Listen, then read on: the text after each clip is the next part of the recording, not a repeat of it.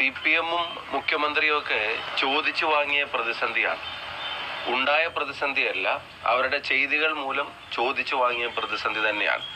ഒന്നാമത്തെ കാര്യം, ഈ അൻവറിന് കേരളത്തിൽ ആദ്യമായി ക്രെഡിബിലിറ്റി സർട്ടിഫിക്കറ്റ് ഒപ്പിട്ട് കൊടുത്തത് മുഖ്യമന്ത്രി തന്നെയാണ്.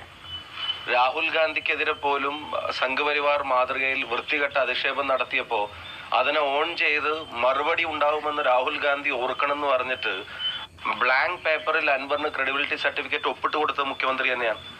ആ മുഖ്യമന്ത്രിക്ക് ഇപ്പോ അൻവർ പറഞ്ഞത് പറ്റാതെ വരുന്നതിന്റെ പ്രധാനപ്പെട്ട കാരണം, അൻവർ പറഞ്ഞു വെക്കുന്നത് മുഖ്യമന്ത്രി ഒരു ഡീപ്പ് ഫേക്ക് ആണ് എന്നാണ് അൻവർ പറഞ്ഞു വെക്കുന്നത്.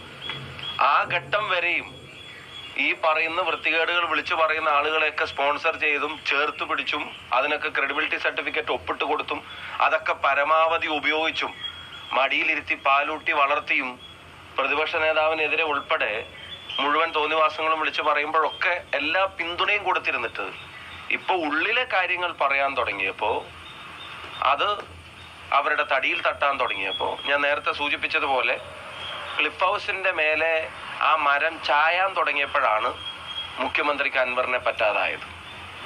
അപ്പൊ അതിന്റെ ഉത്തരവാദിത്വം മുഖ്യമന്ത്രിക്ക് തന്നെയാണ്, CPM-ന് തന്നെയാണ്.